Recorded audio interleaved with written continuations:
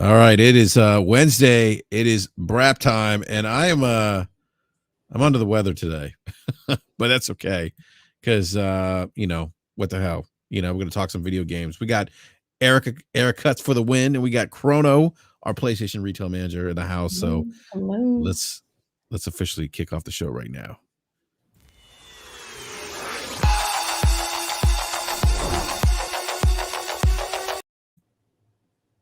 Or not. I don't know what happened. Short? What happened? No, it just crashed on me. That was really weird. Wow. I don't know. Yeah, I don't know what happened. I was about to start vibing to that intro. Hold on. I'm going to try it again. Hold on.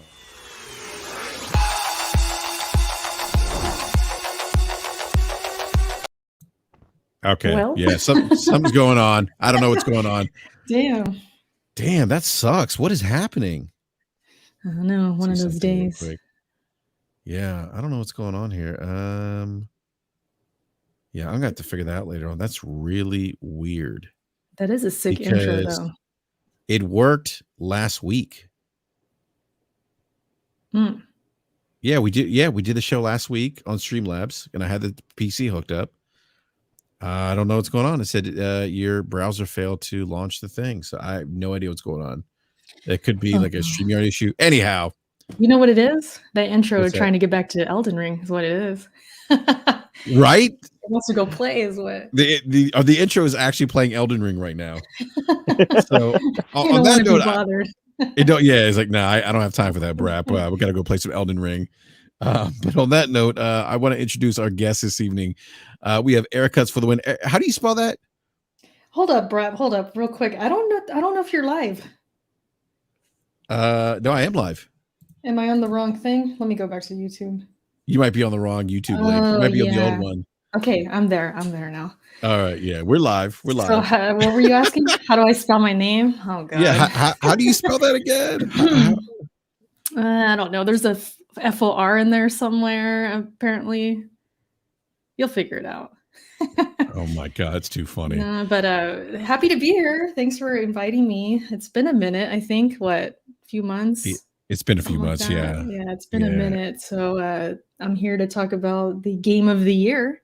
So that'll be nice. Oh, we're definitely going to get into that for sure. That's one of the reasons why I wanted to have you on, because you were lucky enough to play the beta before the rest of us got to try it out. But I'm just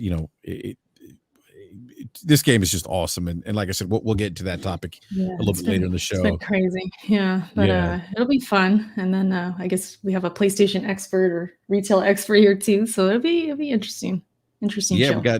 we got Chrono, our PlayStation retail rep, who's here with us. Who's gonna, I wanted him to come on because, Chrono. I mean, and look, the one thing I appreciate about you, Chrono, is you get paid to capture.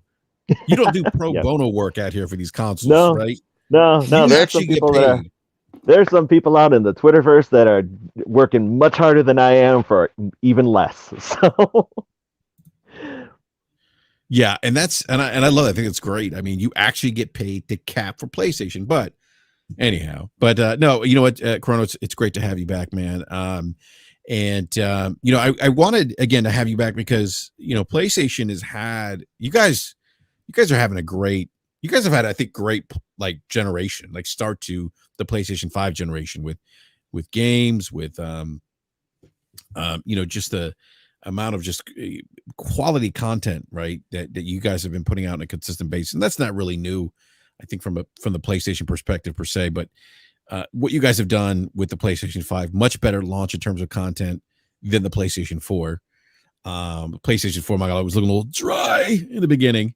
Oh God, I remember when we did the PlayStation 4 launch, and we had those games, and then all of a sudden there was this drought where everyone was just hitting me. It's just like, indie titles, that's all you're doing? And it was so hard to try and convince people in those early months to pick up a PlayStation 4. I remember that was bad. Yeah, it was the indie station. That's what people used to call it. I remember that. Yeah.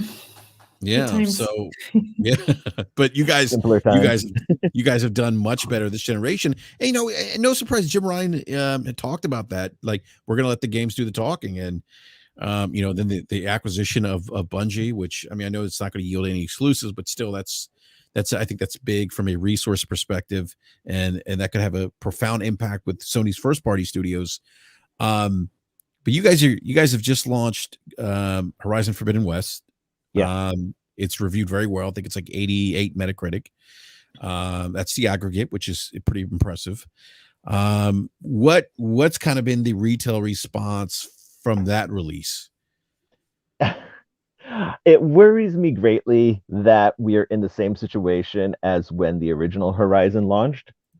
Great reviews, great success, and then all of a sudden something else comes out that all of a sudden the discussion of Horizon gets pushed, and then it ultimately does sell well, but I worry that we're in a similar situation with the release of Elden Ring a week after. They talk about Nintendo releasing Breath of the Wild 2 sometime this year, and all of a sudden people will forget how good Horizon is, because it's an interesting problem to have where it's one of the great titles, but it gets lost amongst the sea of other great titles. So yeah, I've been mentioning this off and on, like with my streams and stuff, when it comes to Horizon. With 2017, it was Breath of the Wild 3 days later releasing after Horizon Zero Dawn, which was kind of a shame. I mean, for me personally, it kind of hurt the Horizon experience because I was so involved with Breath of the Wild and kind of fatigued from like open world. So when I went back to Horizon, it just felt like it dragged in a way. Mm-hmm. No, and that was a feeling that I know a lot of people had. And it could happen this time around again. It's just kind of crazy that they release it next to such big, heavy hitters, so. Yeah. And again, this is a good problem to have. We're getting amazing games, and so, and that's a great thing. But yeah, in the grand scheme of things, Horizon will be talked about in the background for a while, it feels like. Yeah. And that's funny. Sorry, go ahead. Go ahead. No, go ahead, Guts. You're good. No, I was just going to say, as a gamer, like you said, it's not really a problem because it's like, well, there's so many great games. Like me, I learned from 2017, like, okay, I'm going to wait on Horizon. So I haven't bought it yet because I knew like Elden Ring's my big heavy hitter. Once I beat that, then I'll go to Horizon and I'll probably appreciate it more. So I learned from the hard way the first time. So I'm not making that mistake again. I want to give it a good, fair chance, So, I see. I made the mistake of because look, FOMO is real, by the way. FOMO is a real thing. It's a hell of a drug.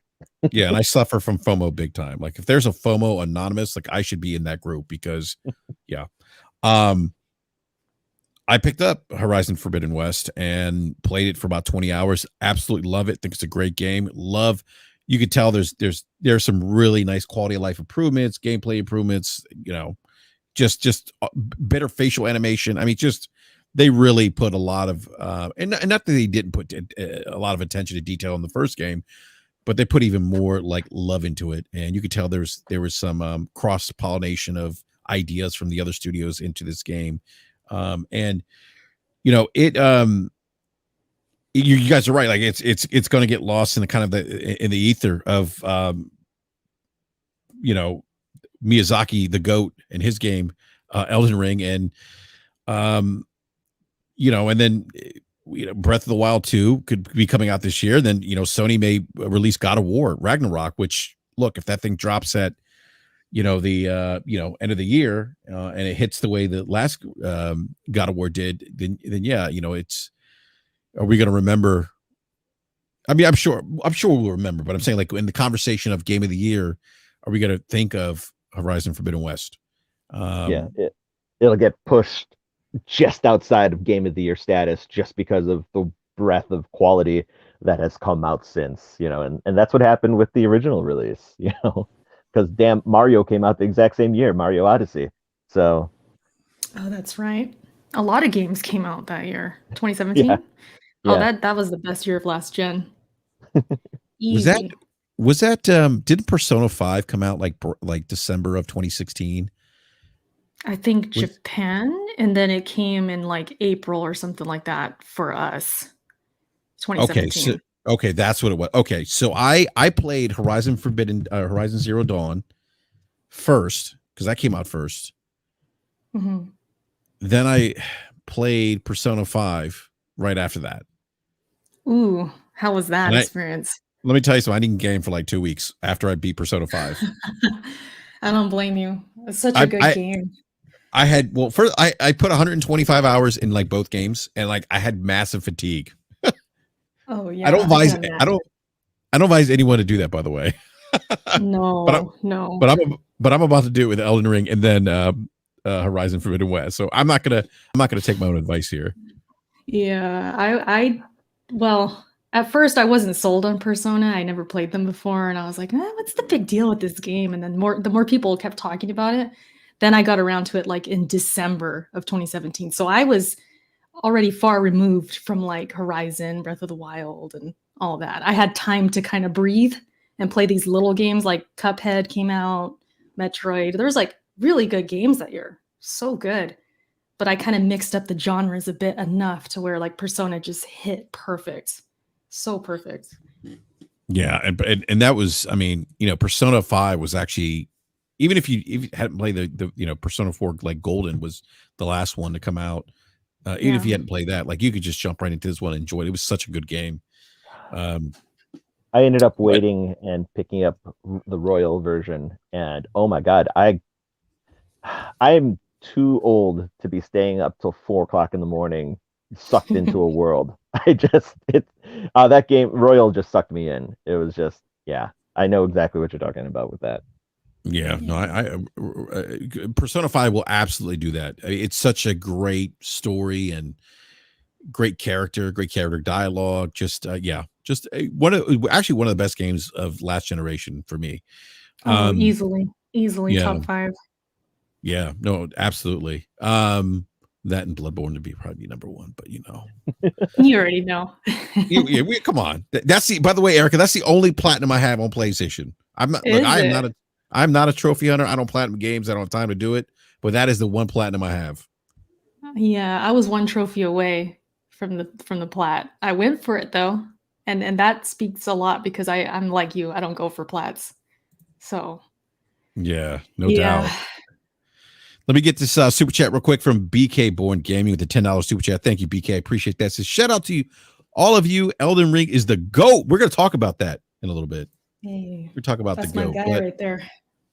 So Jeremy, I mean Chrono. I don't want to use your real name, but Chrono.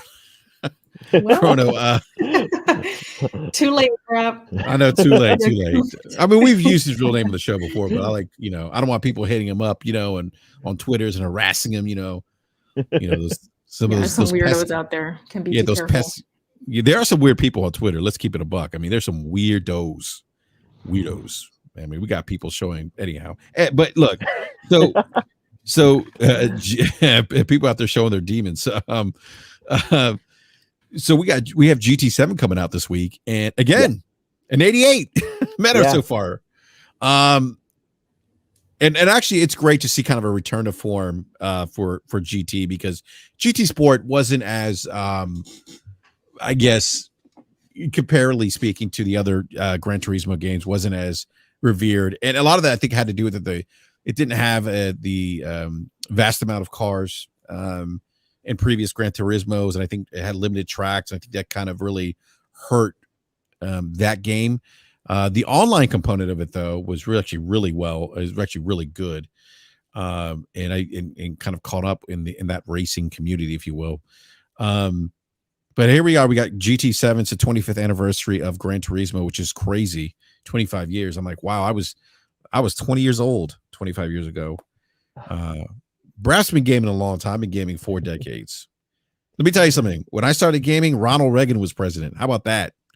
Damn. Some of y'all know who Ronald Reagan is. I think he was president when I was born.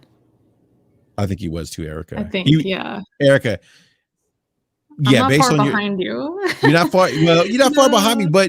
but he was. So I'm trying to think. We're I'm okay. like 7 years behind you. 7 years behind me. So that Yeah. means that yeah, you were born right at his second term.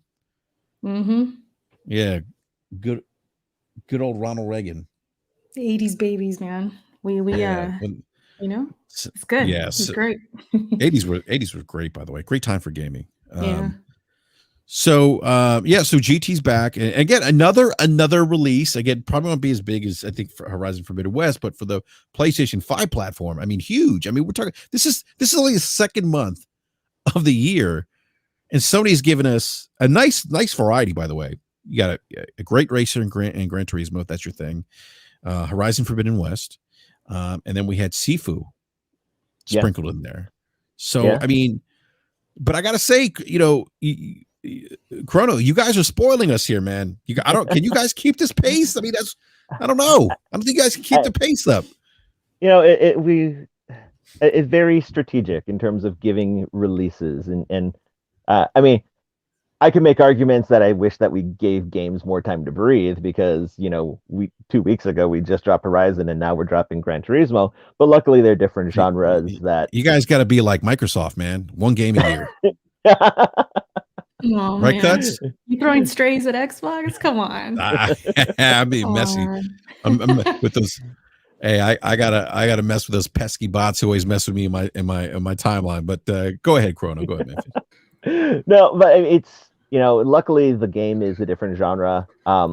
Hopefully it won't undercut or undermine any types of sales. But I mean, this is definitely I'm very happy that the reception, at least from the professional reviewers, are really appreciating and liking what the game is bringing. And as good as GT Sports was, I mean, it did focus on something different. It wasn't a true Gran Turismo experience. This is definitely going to bring it back for them. So I'm like, I don't even play sim racing style games, and I'm looking forward to this at the very least, just to see what people can do on the photo mode. That just looks obscenely amazing.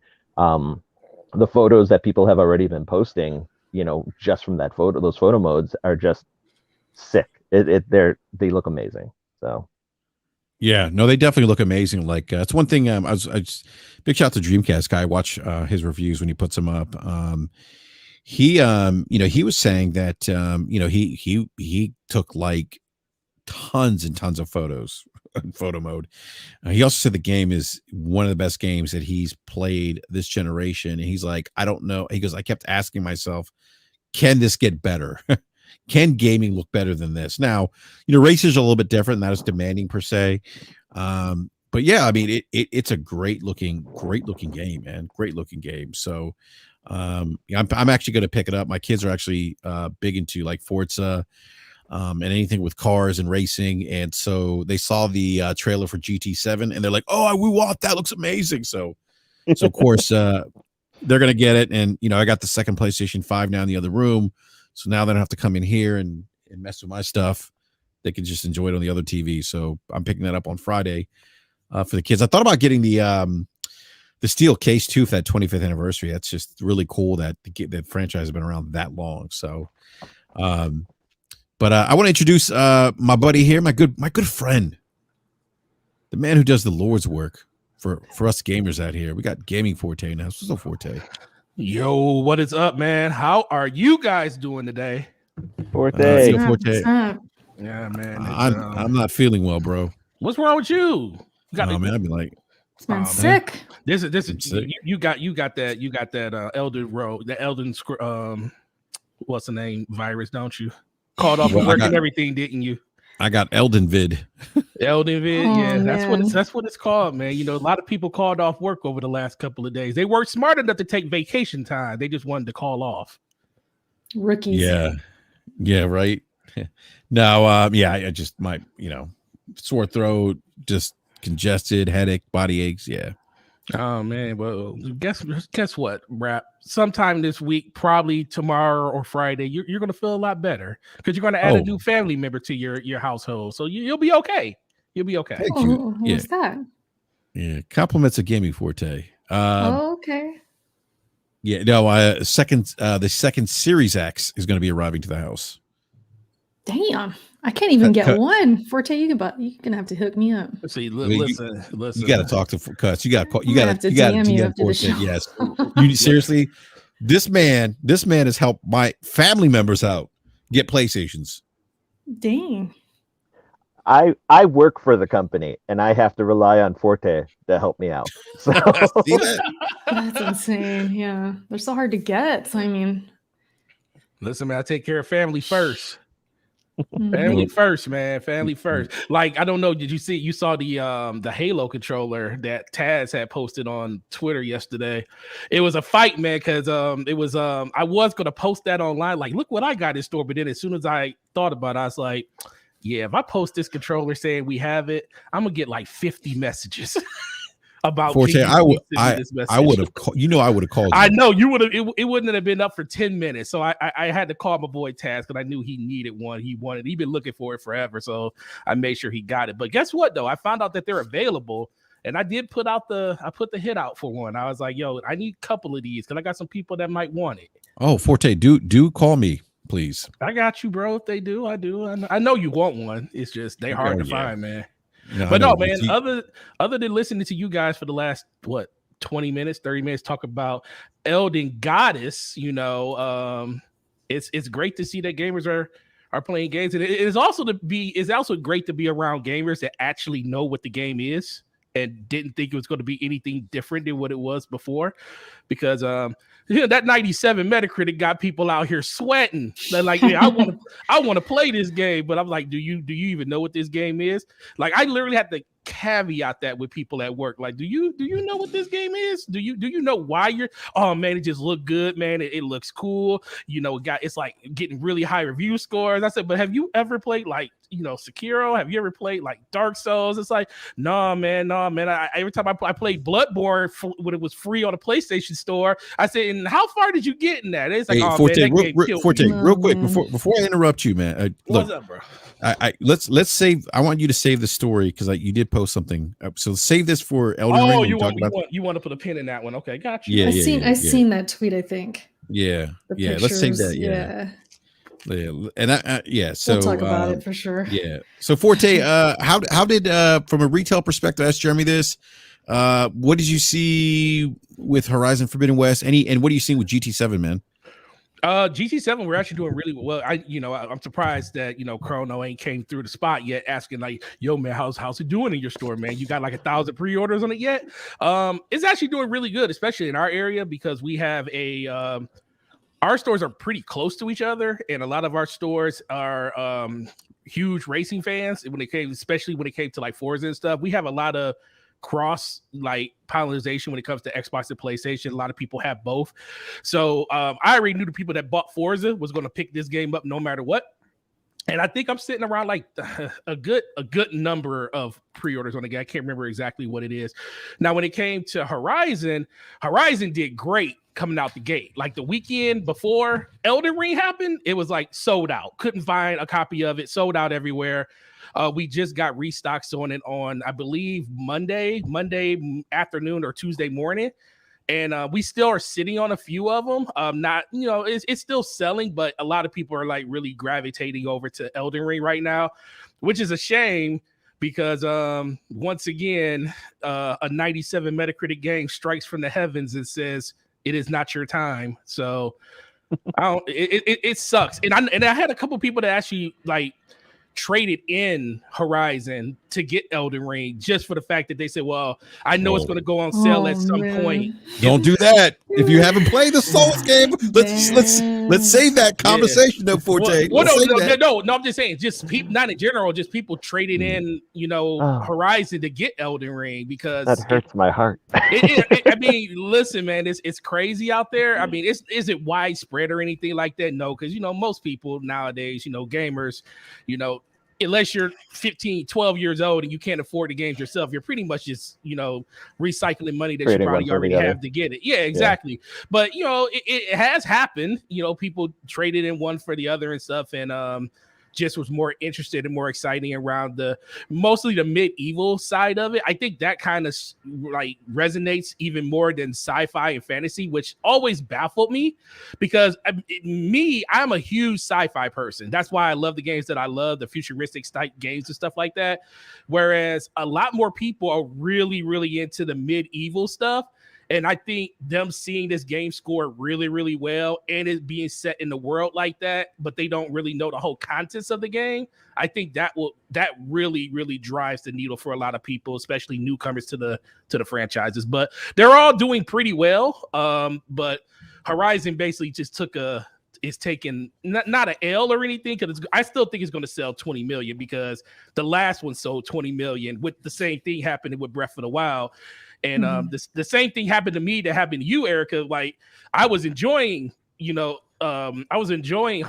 I had 21 hours in, and then Breath of the Wild came out, and I proceeded to put over 100 hours into that. And then when I tried to come back to Horizon, it was like, first of all, where am I? What am I doing? I don't care about this story. Right. And then I was just like, yeah, I'm going to start over. And when I went to go start over, it was like, yeah, I'll wait for the PC version. And then the PC version came out and wasn't working. And then I was like, okay, this game is pretty much not going to happen. Damn. So you never beat it then? No, I actually am halfway through it now. I told myself, because I started playing the first one right before the Forbidden West came out, like a week before. Because I knew if I didn't, I would never get to it. That's part of the reason why I haven't started Forbidden West yet. The other part is because I'm in a Destiny cycle, and I refuse to do that before raid happens, because I'll never, ever, ever finish that game if I do that. So Elden Ring is sitting right here next to me. Horizon is also sitting here right next to me. So over the next couple of weeks to probably a month, I'll jump into those games. But I got to at least finish Horizon Zero Dawn first before I even jump into Elden Ring, because once I jump into Elden Ring, it's probably going to be a whole nother thing. Yeah, it's a wrap after that. You gotta set some time aside and be done with everything. It's crazy, but I'm just enjoying watching people enjoy the game. Like I've never seen so many people like in Unisys post so many pictures and so many experiences that they're having. Shout out to Luca and Slow-Mo. I saw, the family portrait that y'all put up there. They were chilling by the fire or something. Exactly. So how cute. Yeah, a person that couldn't stand Souls games not like less than a year ago, now he's in love, it seems. But see how that works, man. Yeah, give him a taste. Give him a taste. But no, other than that, man, I think all the games are going to be doing well. And for it to only be March of 2022, we have a long way to go. But it's already a lot of contenders out there for people to kind of root for throughout the rest of the year. Yeah, no, that's a great point, Forte. This has just been an awesome year. Yo, real quick, when they lifted the review embargo and the scores status, when they lifted the review embargo on GT, was there an uptick today for reservations? Kind of, not really. We did get, I mean, it's kind of hard to tell, because when you're in the release window of the week of it coming out, you're automatically, that's when people, it's the last minute people that you're going to get anyways. Now I did get a lot more people calling like, are you guys doing a midnight? Is it going to be an early launch? And I think those are probably people that already had the game pre-order and they just are excited to finally just get into the game. But the funny thing is now is, the way retail is, it's like everything's like 1-to-1. Like it's pretty much like Horizon was like 1.2 when it comes to like multiplier on how many copies of a game we have versus reservations, because retail is just down in so many areas and stuff, so they don't want to overspend on it. So it really just comes down to what is Polyphia or what is Sony going to send to the stores, or what GameStop or Target or Walmart, what did they purchase, to see exactly how that needle's going to move when it comes to the resale side of it. But the game, I believe it's not an early launch on PS5. It's a midnight launch, right? As far as I know, it's midnight. So it's kind of hard to say. I mean, overall, usually PlayStation games sell really, really well on day one, and they're usually gone before the weekend.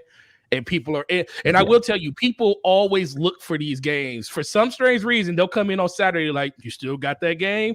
No. Do you have Horizon? No, we sold out on Friday. Do you have, then Sunday, do you get any more Horizons? No, we sold out on Friday. What about, GT? It's going to be the same thing for GT. People are going to be wanting to come in the store, pick it up, and we ain't going to have none. So go out and pre-order it if you want a physical copy. Other than that, just buy it on your system. Yeah, you have one more day to reserve a physical. Yeah, pretty much one more day.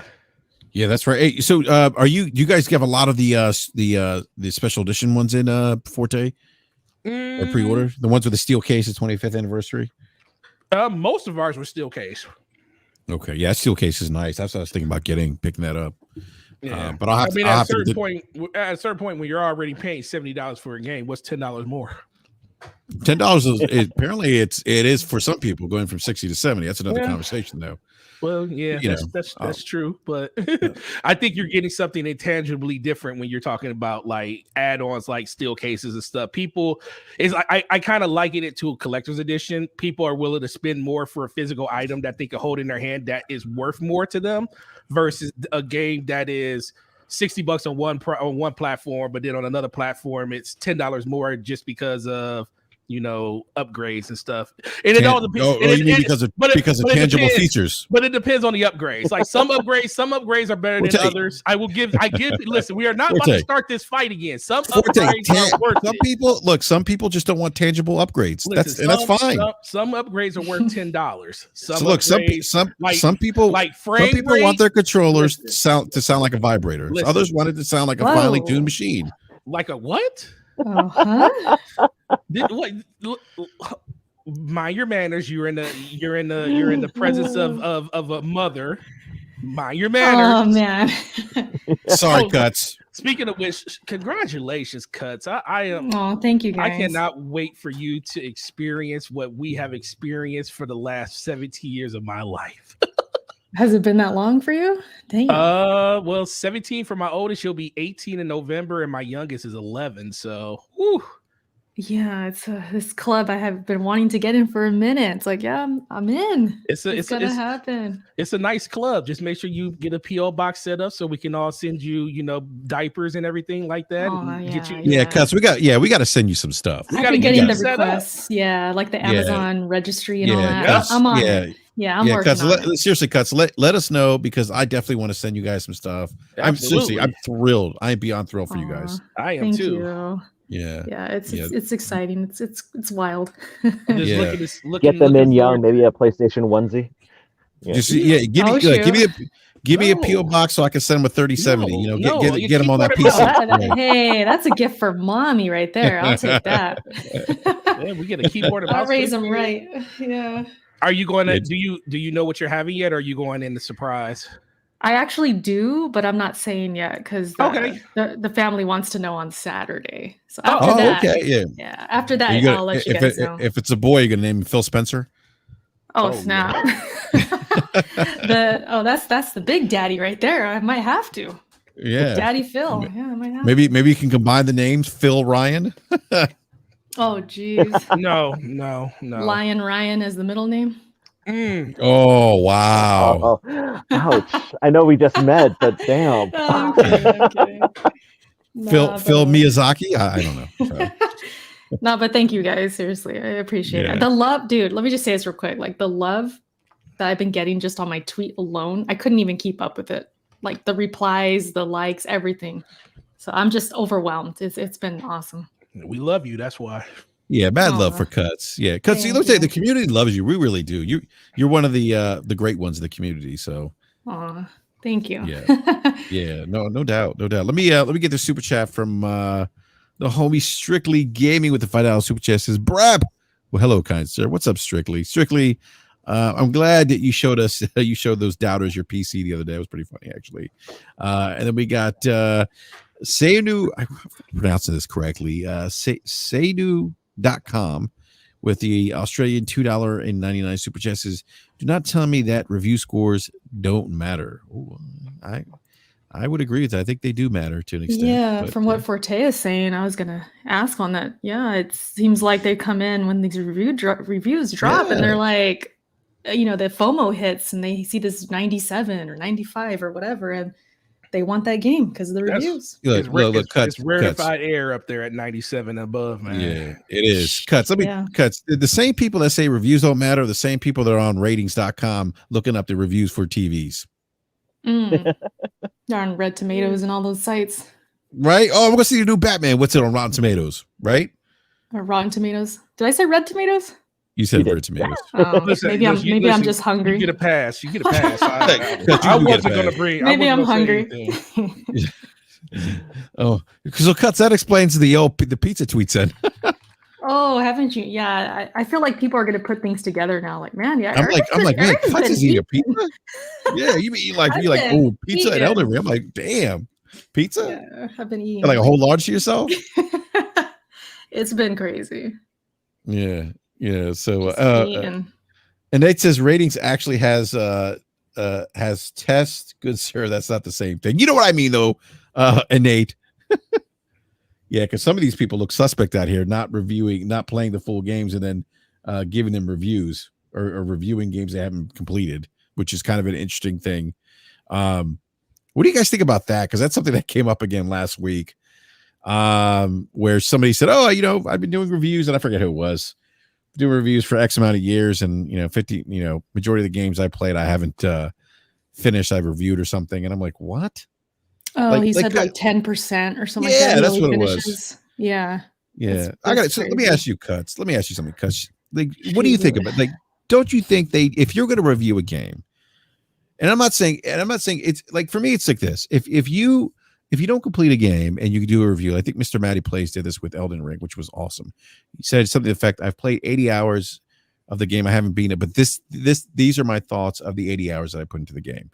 I think that's fair. That's great, right? Yeah, it's an impressions. It's what to expect, stuff like that. Yeah. So what do you think, Cuts? Do you think that they need to just that they should not review these games if they haven't completed them? Yeah, like in an ideal world, it's that's what I want. Or like review in progress. Like for me personally, when I saw the Elden Ring reviews in progress and them saying, hey, this game's amazing, but I haven't finished it yet, I liked hearing that better than the 97 because it told me like, oh, there's so much to do in this game. It's that big. These guys aren't even done yet. So that excited me more. The 97 was like too high too, because it made me just dread like what comes with it. Everybody skeptical and saying it's overrated and the reviewers are biased, right? All that stuff. And so, yeah, when they're not beating the game, it furthers that opinion. Like, oh, they're not even beating the game. They're giving it 97, 10, perfect 10s, and it's just like, it makes people not believe it or not trust the reviewers. So yeah, I would like them to beat the games, but it's not that perfect world because first of all, sometimes these games, they don't get the codes till like a few days before or, and they're on time constraints and they have to get the clicks, which is the problem. If they do a review in progress, that's not as clickable as review 10 out of 10. Or and they got to hit that. They got to hit the embargo date too. Like they have to hit that. Yeah, they have to hit that. And so it's just unfortunate because like it's a thing because if publishers aren't sending the codes quick enough, there's not enough time to play. But then at the same time, the developers are not probably giving the codes because they're still updating. There's probably day one patches. There's things going on that we don't know about. So it's kind of messed up all around. Like I could see where reviewers are coming from and why they stand by, oh, you guys, we don't have to beat these games because we would go crazy. It's like, yeah, you're probably telling the truth because you only have like a week. Imagine having to beat Elden Ring in a week. All that content, you know what I mean? So yeah, it's just insane. So, and even further than that, imagine JRPGs and games that are over 100 hours and it's kind of crazy like in that way too. So I understand where they're coming from, but as the gamer and the ones who are going to give them credibility, it's kind of hard and I can't do it because I know they didn't beat the game. I'm somebody who I'm on my own time, right? I'm just a YouTuber, I'm just a streamer. So of course I could beat a game and review it anytime I want. But these guys, they're under time constraints. So it's kind of, I guess, unfair for me to judge them. But at the same time, I'm not going to listen to them and I'm going to play it myself pretty much. Yeah. But don't you think it's more people starting to think like you when it comes to that? Because I do, like, for the most part, I look at some of the, like, not the mainline media, but I look at some of the YouTubers like ACG or Angry Joe or somebody that does long form reviews and stuff. Like Angry Joe gets millions of views on his reviews, and they're like a week or 2 weeks after the review comes out. And he's blacklisted.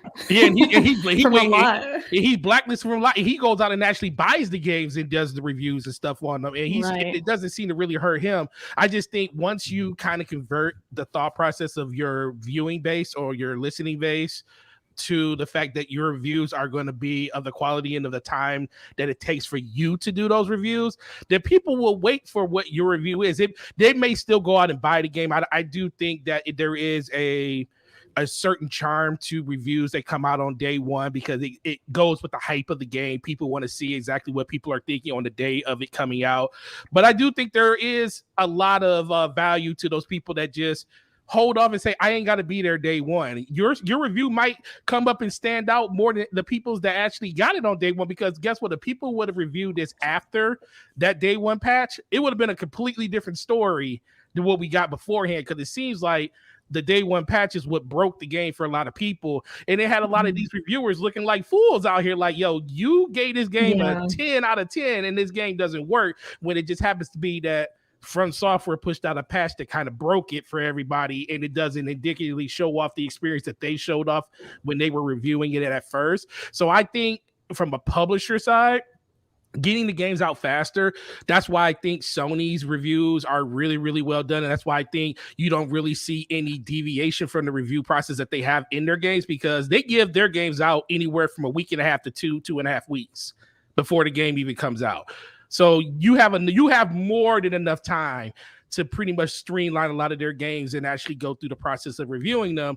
But I think when it comes to third party, they just want people just to talk about their game day one. So they know, even if we give the review codes out 3-4 days ahead of time, the hype for our game is still going to be the hype for our game no matter what. But we want that number to be out there for people to grab onto. And it really doesn't, honestly, it doesn't hurt them, because it didn't hurt Cyberpunk. You can't even go to a GameStop right now and buy a copy of Cyberpunk since the next gen update came out. And I would have thought that would have been crazy from all of the slander that people were throwing at them throughout the whole calendar year of last year. But guess what? They found a way to appease to the player base, and people are going out in droves and buying that game just to see what the update's like. And you think Elden Ring is going to be any different? People are still buying that game by the handful, and they know there's performance issues and stuff in the game. So reviews really don't truly matter to an extent where I think it stops the casual person from going to the store and get it. I do think it excites them, but it's more of the FOMO. People just want to be a part of something. That's the biggest thing that I think really drives the narrative. When you hear us talking about Elden Ring like we're talking about it, or Forbidden West last week, that's more impactful to a person that's on the fence about a game than a 97 Metacritic score.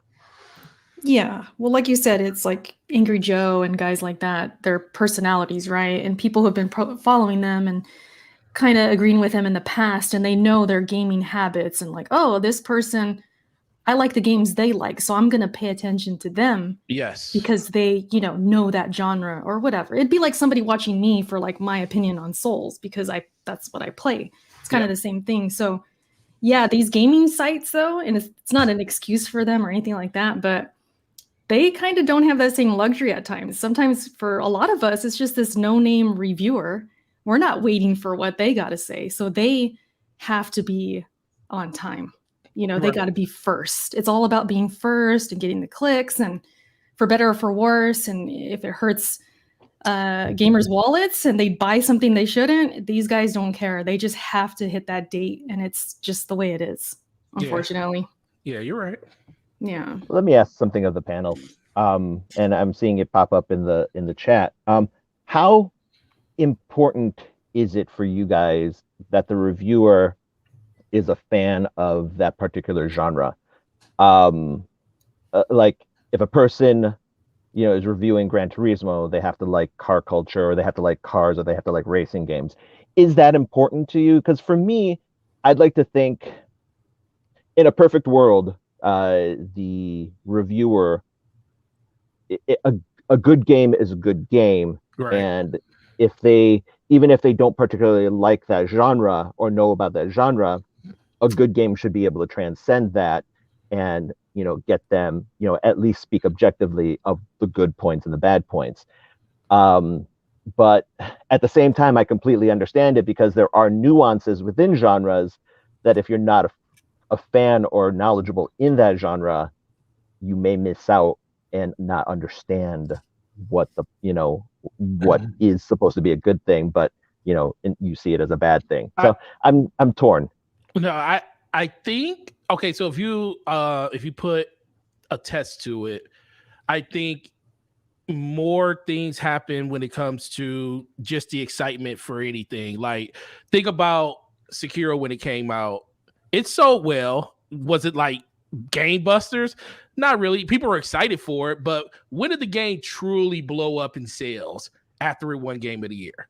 When that game won Game of the Year, you couldn't find it anywhere, sold out everywhere. People were trying to find the game. If I remember correctly, for like a minute, I think Steam was out of codes for it for a minute.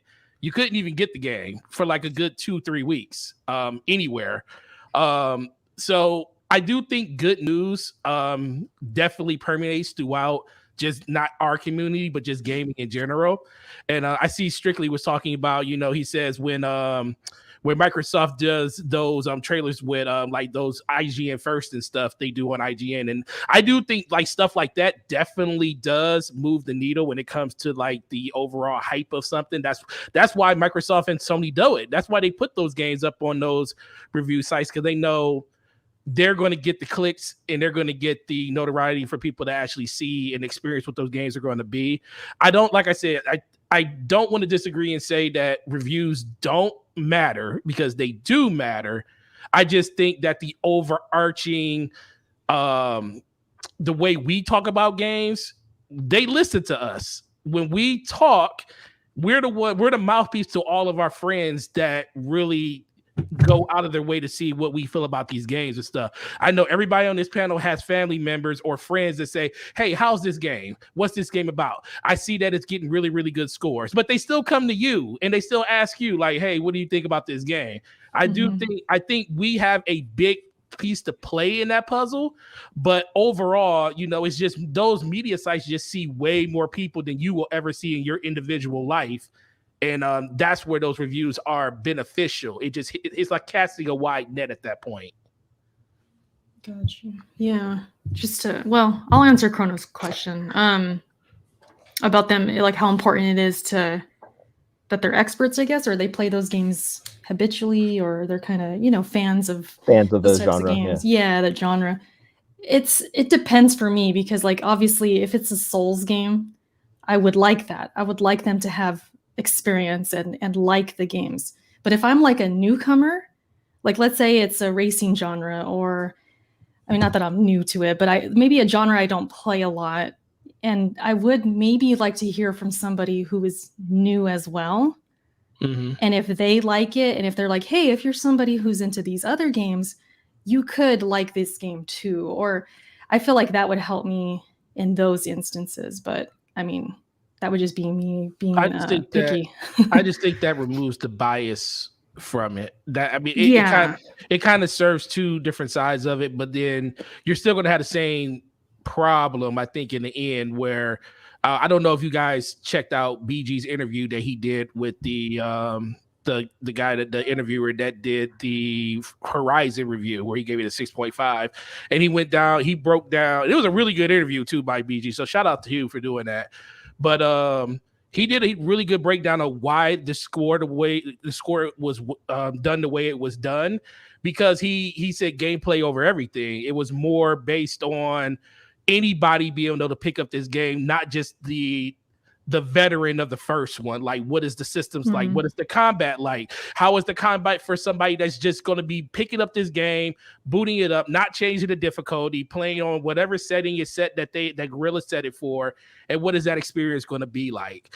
And I think, but then that should be, like you said, that's the way that a lot of people should look at it. And then you should just extrapolate how you feel about that review and like say, oh, well, this person's saying the game's too easy. Well, I'm just not going to play it on the easy mode or on normal. I'm going to boot it up another level. But for most people, they just look at the surface level. How is this game? What is the gameplay like?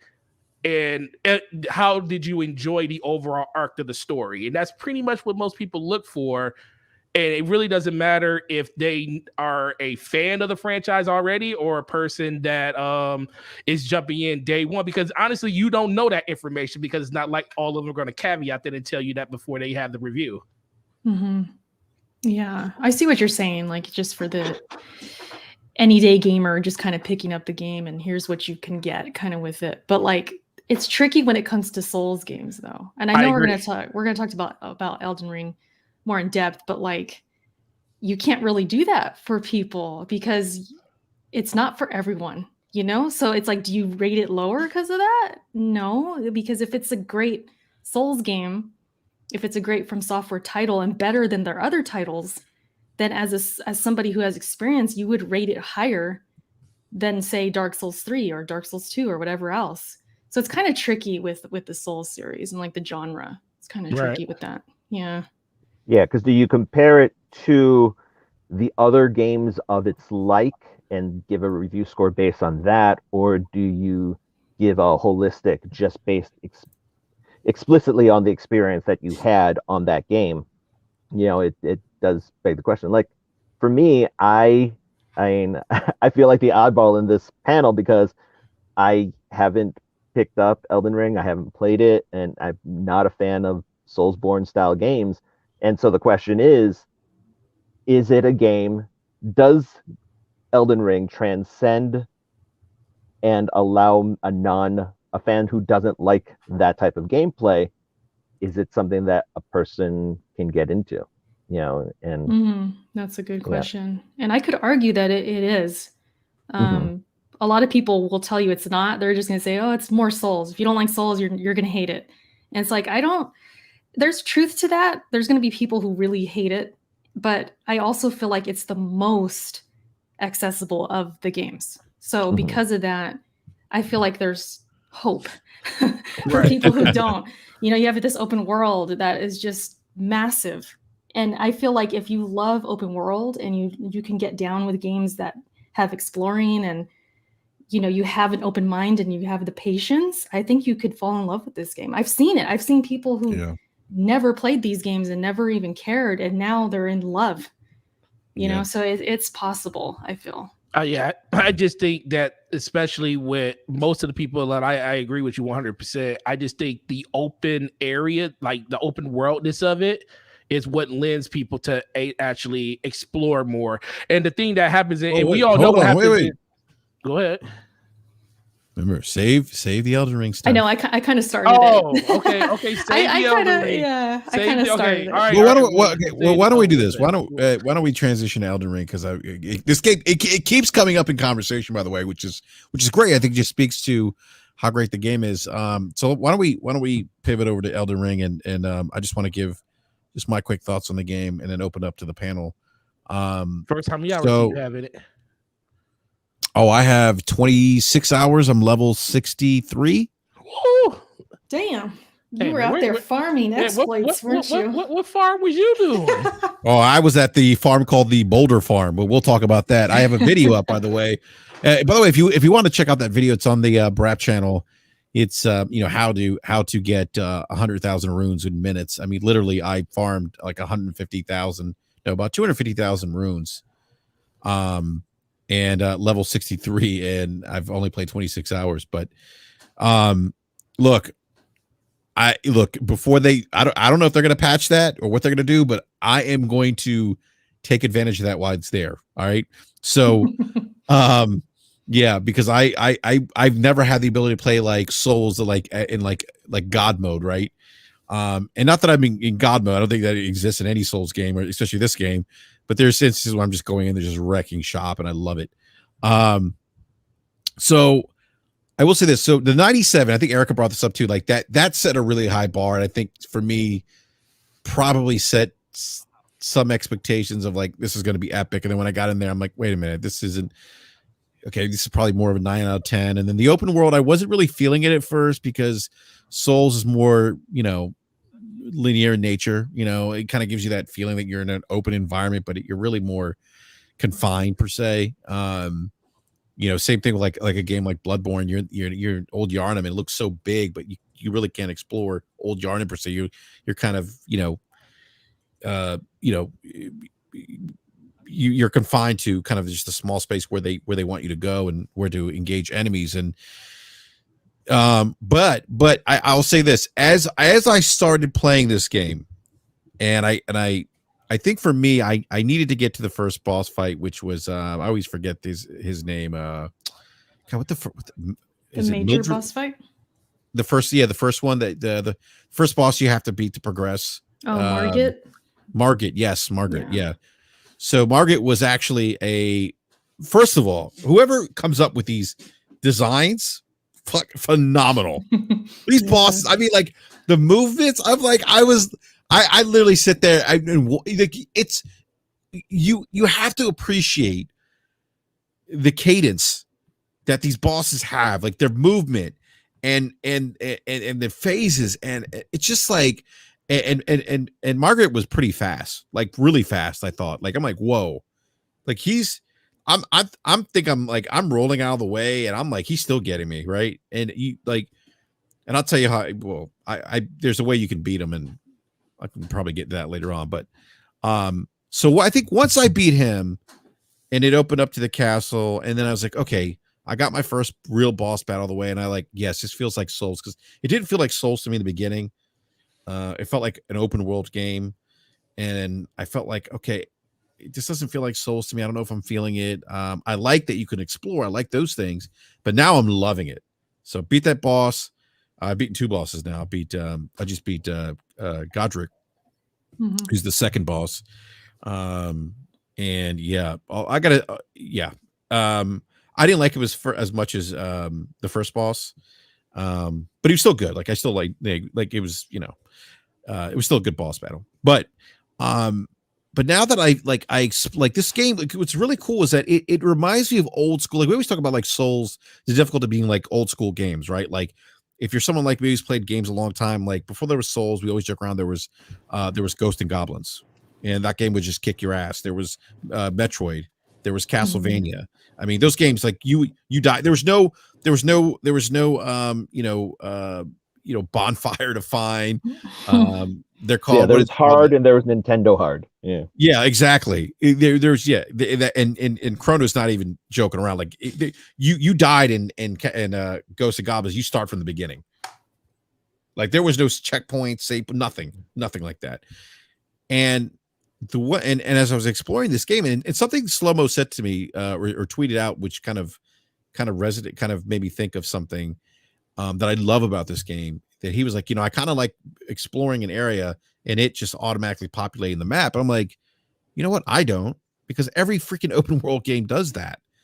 This actually feels rewarding to me. Like the fact that I have to go and explore and find a map to unlock the, the map and load and the different places in that particular location, the map. I love that. It's different, because a lot of the times with open world games, I feel like what Assassin's Creed lost me when I pulled up the map and there was like literally an icon every 2 inches from each other, and I'm like, I have to go to all these places. Like it just it's too overwhelming for me. I'm like, this is just straightforward, right? Like even The Witcher, The Witcher 3 is the GOAT. I love The Witcher 3. Even that game, you pull up the map, there's so much stuff to do. It can get a little overwhelming. Like, where do I go? Should I do this? Should I do that? What, and this doesn't do that. Like, it's old school in the sense that, like, it made me think of playing Legend of Zelda on the Nintendo Entertainment System, which again, you didn't have the luxury of pulling up a map and seeing where you're going. We played Legend of Zelda by there was like 3 or 4 of us, and I never forget this because Jaffe tweeted out something about this today. Like, imagine being a kid this summer playing Elden Ring with your friends, right? I'm like, oh shit, like that's yeah, it's awesome.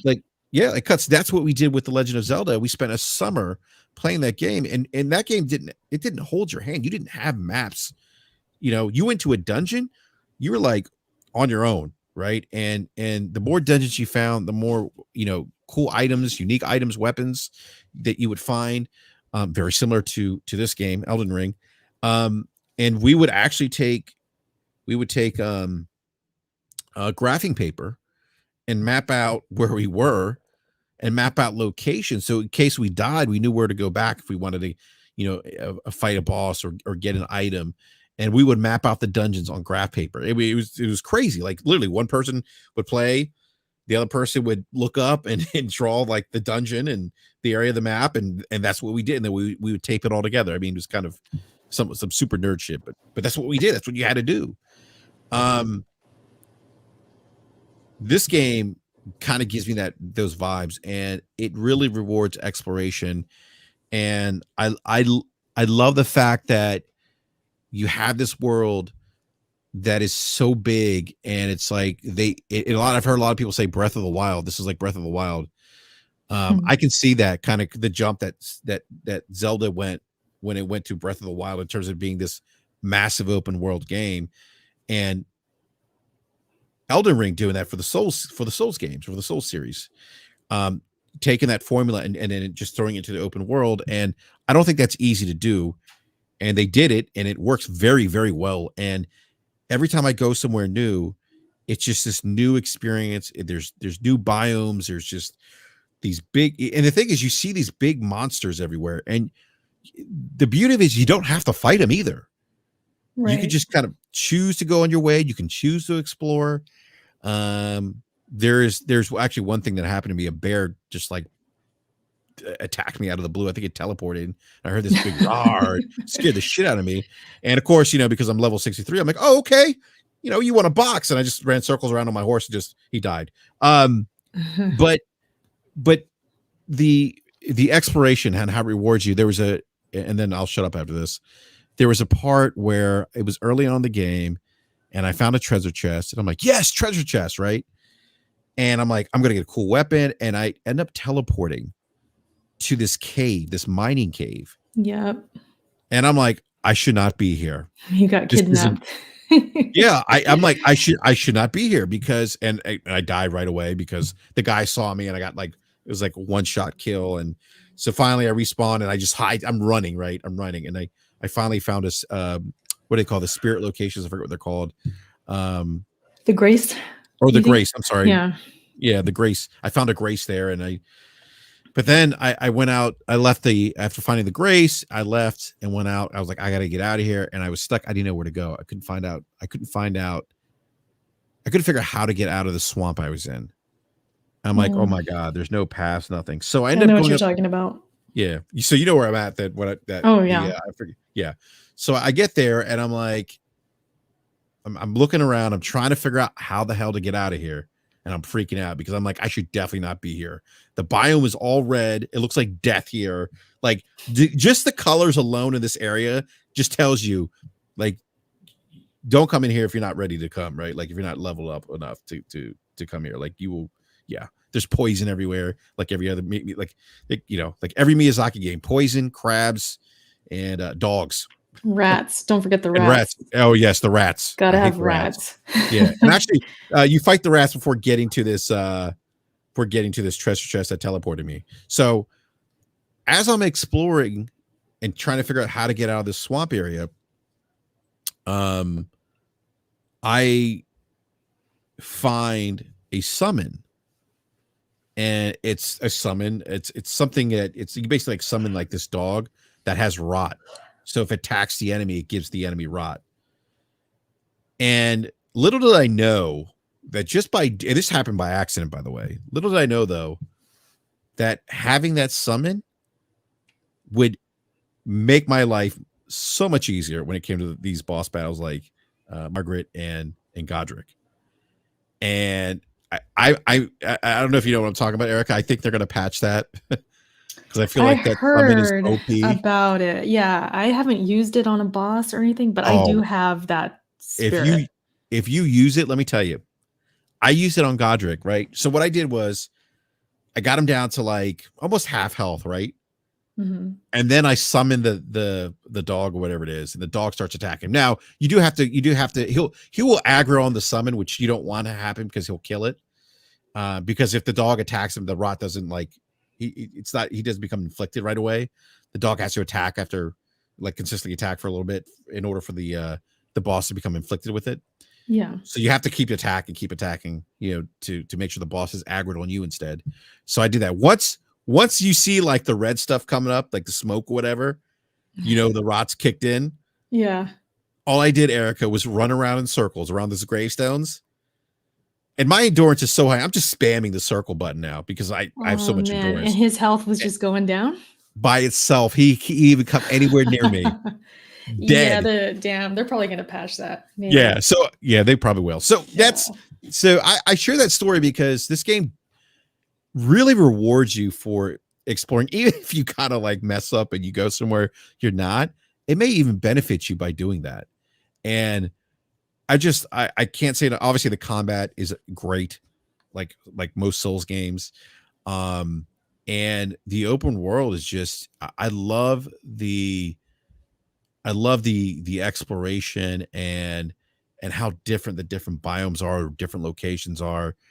And it doesn't feel overwhelming to me, which I love. So this is probably going to be my game of the year. Now again, that could obviously change, but right now this is like, if this was December of 2022, I would say this would be my game of the year 2022, hands down. Yeah, so, easily. Yeah. So I want to go to you, Cuts, because you have streamed this a lot. But actually before I get to you, Cuts, I want to get these super chats real quick before I forget. Keith J with the $5 super chat says, is it true that Elden Ring is similar to Assassin's Creed where you can level up by doing side stuff and come back and beat the boss with ease? Yeah, I answered him in the chat. I said, maybe not with ease, unless you're doing something like Brap did and cheese the boss or something like that. Easy there. Maybe you find a weapon that, causes bleed effect, which I did recently. And that I just found a weapon. It's clutch, because it makes them bleed and it makes their health go down. So you might find things that make it easier. Yeah, but you still gotta, you gotta be in your A game and execute your moves and still play the fight. It's not like you're just gonna one shot or anything. So like enemies, enemies don't scale if you come back to it later. It's just they maintain the No, and unless you do co-op, maybe. I think when you do co-op, they do. They will scale with co-op, yeah. But even with me at the level 63 fighting Godric, to answer his question too, I still had to be careful with him because I had to get him down enough where it made sense for me to do the summon, right? Yeah, you got to get him down close enough to use your cheese, basically. Yeah, because if I do it too early, and I can't get away from him, and he somehow manages to get me, well, that's not going to help me, right? So the best thing is to kind of like wear him down, and then like I said, if he's aggroed on that summon, you don't want that to happen either because they'll kill it right away, and then you can't summon that again. You can't. It won't let you spam your magic refill, whatever, to your flash to replenish your magic so you can do the summon again. It won't let you do that on the boss. So. But yeah, I mean, like even at 63, and I actually fought him twice. I got him down to almost quarter of a health the first two times I fought him without using the summon. And even at 63, it's still a fight. Like you got to be careful because he drops that hammer on you, or he gets to that phase where he's got the dragon arm. Like you got to be careful. Yeah. Because I thought I would get. Go ahead, Cuts. What's crazy? I had an attempt that I didn't win. I lost. I died. But he didn't do the dragon arm at the end. Really? And I was like, oh my gosh, I'm getting lucky. It's glitched or something. He was fighting me. It wasn't like he was stuck or anything like that. But he actually did not have the fire coming out and stuff. So I was like, okay, I got to beat him now. But then I died. Next time around, I'm thinking, well, maybe it'll keep going. Next time, nope, it was back. So I gave you the fire. blew that opportunity. I still ended up beating him, but yeah, I was like, dang it. That was my chance to really like, take advantage, and I didn't. By the Just way, so Cuts, crazy. I used your cadence like of okay, hit, roll back, like because I saw that video you did when you beat him. So I was actually doing that. Oh, you saw my video before? Yeah, the one where you were like one hit and you're like, okay, time to roll or something. You were like you kind of walking through it like talking like out loud. Like a tutorial, like a live tutorial. I didn't even realize I was doing it until like midway. I'm like, you know what? Man, I've been doing this so long. I guess I'm doing them live now. Like, but it was so great because you were like, oh, you're like, that's not 2, that's 2 greedy, it's 1. And I'm like, I thought about that when I was fighting him the first time. So, but let me get this super chat and then we'll go to you, Cuts. Bulber Country, the $5 super chat says, when it comes to performance, gameplay, story, world graphics, enemy animations, AI, and sound, Horizon is a better game. Elden Ring 97. You know what, sir? I will say I'm enjoying Elden Ring more than I am personally. My opinion, I'm enjoying Elden Ring more than I am Horizon Forbidden West. But again, I am Souls biased, so take that for whatever it's worth. All right, Cuts. So you've played a lot of Souls games. I know Bloodborne's your favorite of the Souls games.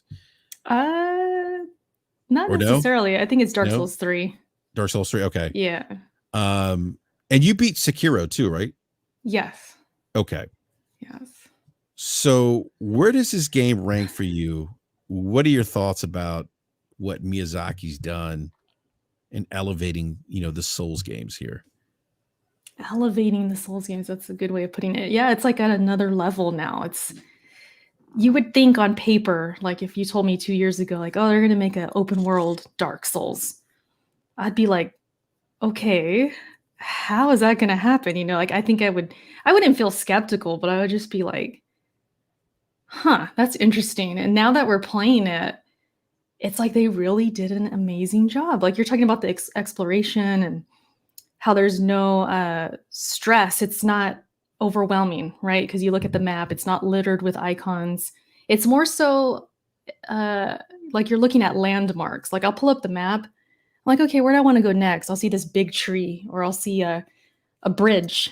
Right. And I'm like, I want to go to that bridge. I'm just going to put a marker there. I'm going to go to that bridge and I'll be cruising there on the horse, just kind of looking around. And then I'll see like a church or I'll see some enemies that I've never seen before. And I'm like, oh, let me go check these guys out. And I go and fight them. And it's just I don't want people to take this the wrong way when I say this word, but it's a casual kind of experience in the way of like, I'm not stressed. Like, I'm just kind of like, going around, and I know I could potentially die any second, but it's like I'm not dreading it. I'm not stressed about it. I'm not on my toes as much. And like the other games before, because the other games, like when you play like a Dark Souls or Bloodborne, even you go into a room, right? It's linear. You kind of have to get through this room. You got to find a shortcut. You kind of have to figure it out. But you're kind of just forced to go through certain paths, and then you have to read the room. You got to methodically think like, okay, how am I going to take out these 3 or 4 enemies? And it's stressful at times. You're like hanging on for dear life. You don't have any health left. You're like, you're getting ambushed. You're getting teamed up on by all these enemies, and you're stressed out. I felt that way more with the other games. And in this game, it's so open and it's so many options that I could turn to that I don't feel that stress, if that makes sense. Yeah, Cuts real quick. You talk about the stress, like you made me think of like when I was platinuming Bloodborne and having to do the dungeons, right? Mm-hmm. Like the chalice dungeons or whatever. Stressful. And I remember like you would open up a door and it's like, what the hell's behind this door? Yeah. Like, is it gonna kill me? Like what, like, you know what I mean, right? Yeah, I know what you're talking about. And I don't mean like, stress in like the bad way, like it's a bad experience. Like we love the experience, right? No, it's great. Different. Like it's different. Here there's a little like for me, there's a little stress at exploring, but I know that hey, if shit goes south, I can get on my horse and run, right? Right. I'm probably gonna be okay. Yeah, I got options, right? And not only that, but the grace locations are very forgiving. There's so many of them. So if you do die, it's like right there. I can get my runes right away, which is the souls for anybody who's not playing it. that's what I need to for my currency, right? You lose it upon death and you got to go get them back. That was way more stressful when I first was playing Dark Souls and Bloodborne, because I knew like I could potentially die trying to get these souls. And that's true here too. But because you do have your horse, you do have this open world, like it just feels way more relaxed. You know, it's not, I don't know, it's just different. The open world is a huge difference maker.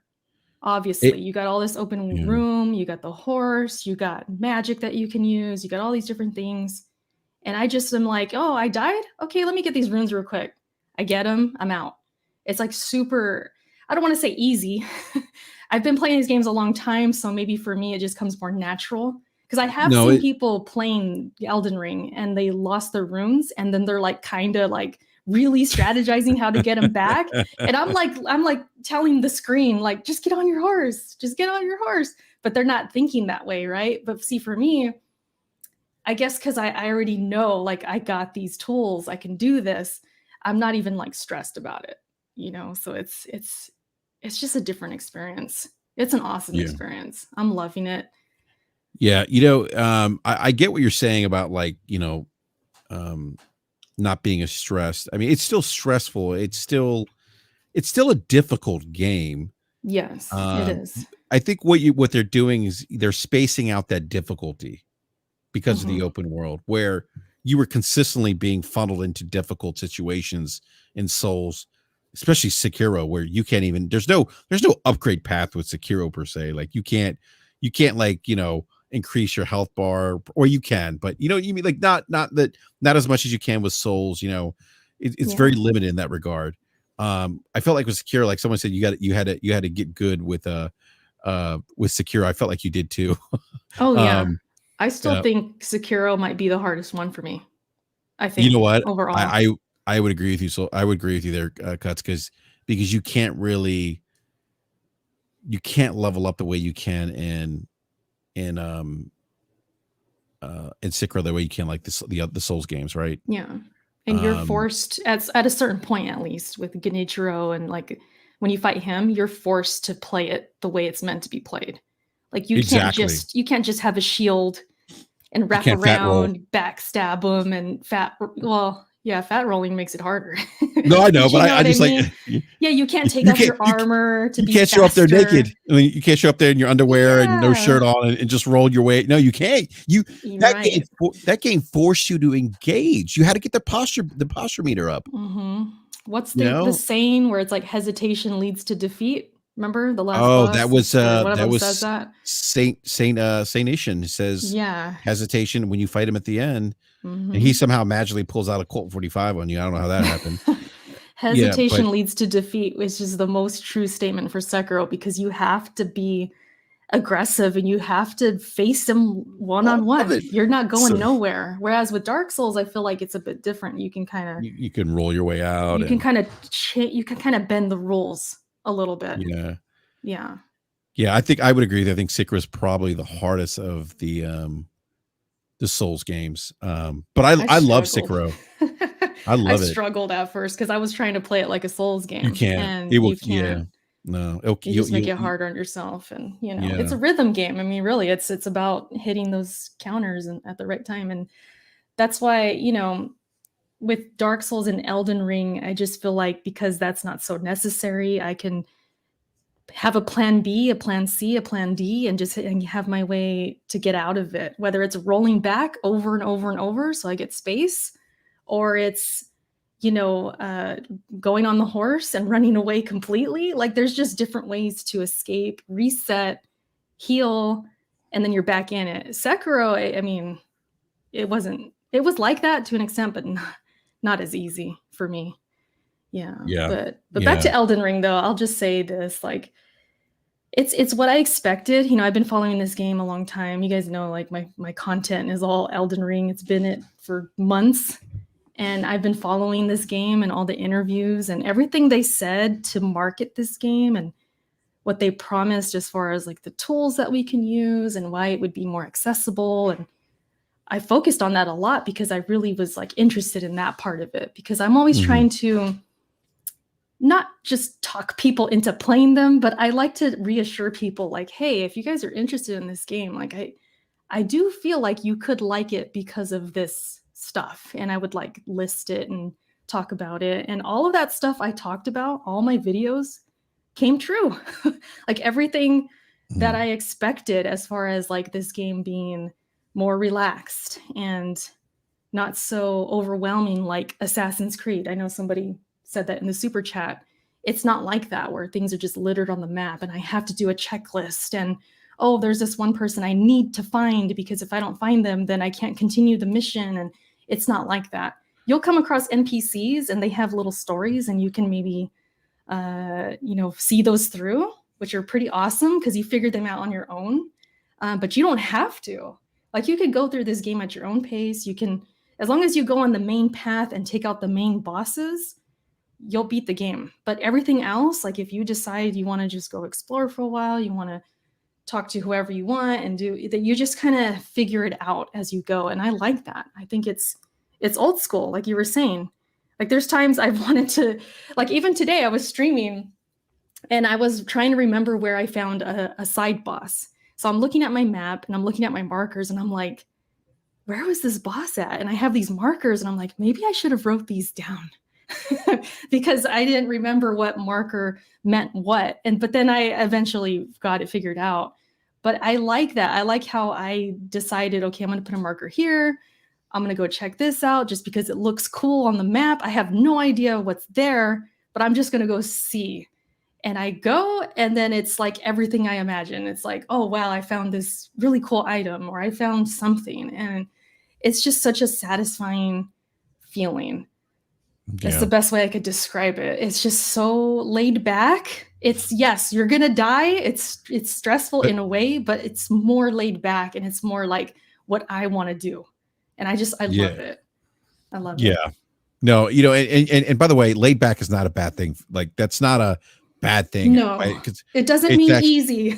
No, it doesn't mean exactly. Yeah. It doesn't mean easy because it's still hard, but there's been some times where I thought even, me being 63, walking in some spots, I'm like, I'm going to take these guys out. And then I get bum rushed by all these people I didn't even see.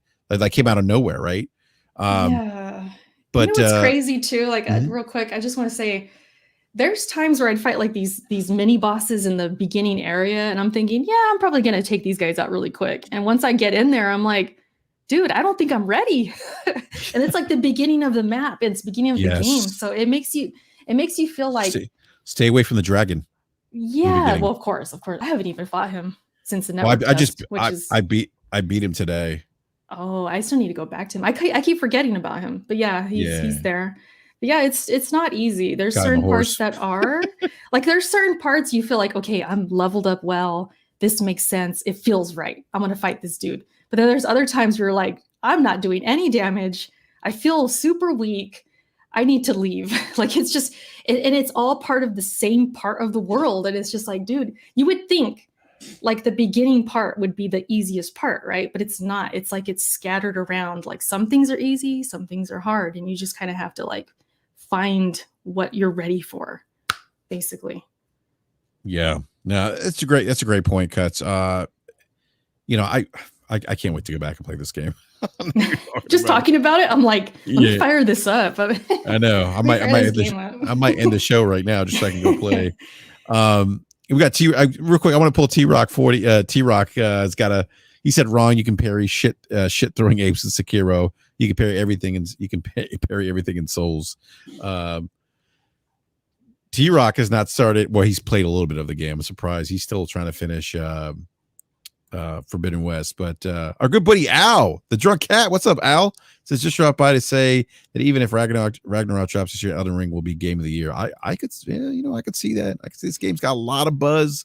I think it sold 5 million copies day one, I think, on Steam is what I read that somewhere. Yeah, I just saw that right now, which is crazy. Yeah. And Benji Sales was saying this game was it's the highest tracking of any of the Souls games. And that was even before the reviews came out. So, and then we got Forte, who said that people were coming in and trading in Forbidden West for this game. Let me get super chat from our good buddy Ramon Terrell says, with the $5 super chat says, Sup? Yeah, the Mighty Cuts and Ashen One got me ready to suffer. I grabbed Demon Souls. Gonna work my way through them all. That's awesome, man. Oh, Congratulations. Yeah, he's a newcomer. Yeah. So never too late to start playing the Souls games. Yeah, Al says, spoiler alert, multiple dragons in the game. Yeah, I almost randomly ran to a white dragon I didn't even see. And that would have been bad for me, by the way. So that is true. I've seen an area where there's like 3 just hanging out. I'm like, so Erica, that's the other thing. That's the other thing in Souls games. Dragons. I love it, man. I love the dragons. I love the medieval stuff. Rats. Yeah. Well, it's really kind of a love letter to Dungeons and Dragons. I mean, people don't realize that about the Souls games. If you ever play the tabletop Dungeons and Dragons, I mean, this is that. The dragons, the different classes, the different types of bosses. That's all the D&D. I mean, that's so. All right, Forte. Yo. What people are seeing the 97? They're coming into the store. They're like, Mr. Forte, do you have this 97 Metacritic game? Because I want it. Yeah, they have been doing it. I mean, I don't know if they've been coming out saying this is a 97 Metacritic game. It's just been more of I just been asking more questions as of lately when people walk into the store, especially when it comes to this game. I just say, hey, do you know what kind of game it is? Most people that had this game already pre-ordered had it paid off and everything. So those are the people that I was like, oh, okay, you must be a fan because before this Metacritic came out, this game been pre-ordered for like 2 months.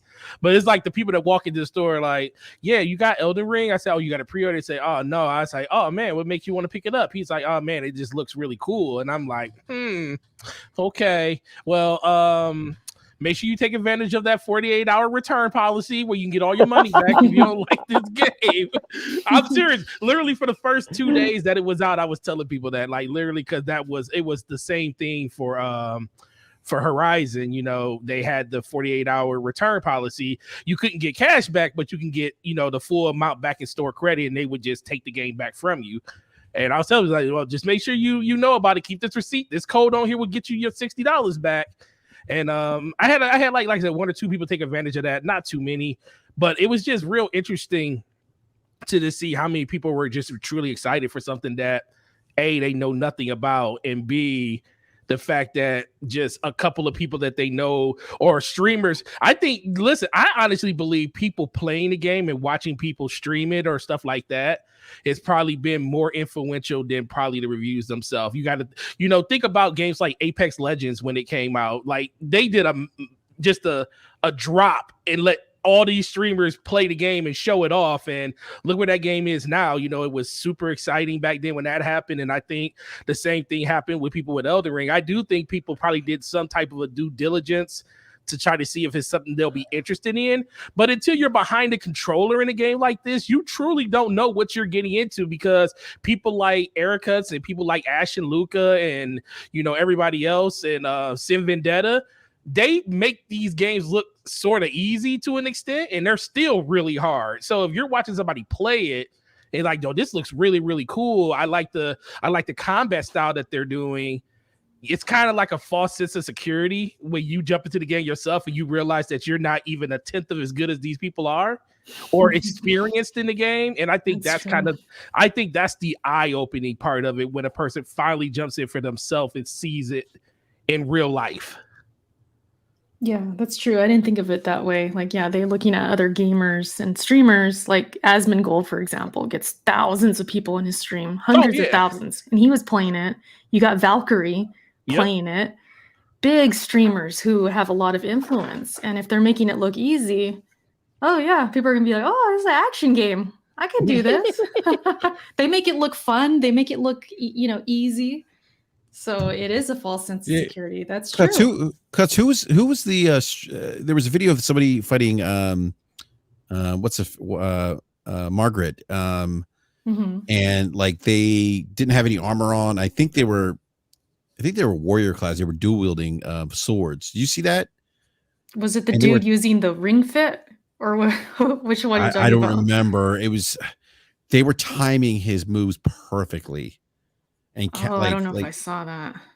Yeah, no, they had a shield, and they also had a shield. and they were just like countering perfectly. It was just like, it was insane. Like they make it look easy. Yeah, they did. They Yeah. made like they made Mildred look like, you know, like a walk in the park, and I'm just like, what? And So I they're can totally not. see- Yeah. No.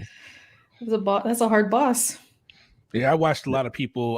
Like it's this guy with Esoteric that he does Destiny content too, but he does Dark Souls and pretty much any harder game. And I literally watched him do no hit challenges of all the bosses. And like he did a video that was like, I believe it was like 2 hours long of every Dark Soul boss, no hit damage. Yeah. 2 hour long video of it, no hit damage. I was like, yo. And then I've been watching his videos on Elden Ring, and it's like some people are just a god, and you just don't understand why. and it's just like, and me being a huge shooter, it's just like when you watch somebody that plays a particular shooter that you play, they make things look way easier than you could ever do. Like they could pick up, like you could pick up a gun, or like let's say Gears of War had different loadouts. We know the Nasher is the bay for everybody in that game, but there are some people that make that Nasher look like they make it look like it's something that it really isn't. Like if you don't really know how to use it, it's a completely different weapon in the hands of a novice. But you put that in the hands of somebody that knows what they're doing, and you watch them stream and they play it, you be like, wait a minute, why can't I make this work like they make it work? Well, because you don't understand the game like they kind of understand it. And that's the thing that people don't kind of extract from what they're looking at on a screen versus what they're going to see perceived in front of them when they have that controller in their hand. It's a disconnect. Definitely. Yeah. There's some people that are just gifted, man. They're just good at what they play. And like I'm good at games, like Souls games, I can beat these bosses, but sometimes they're not pretty, or they're just me getting by. I'm not making it look easy, you know? And these guys, they just like nothing, just avoiding attacks, no hit, no hit run, no armor. It's just wild. I'm walking around with a butt towel on. That's it. Yeah, Cuts, you're right. I see people walk around like with no shirt on, just their skivvies, and just destroy bosses. I'm like, what is going on here?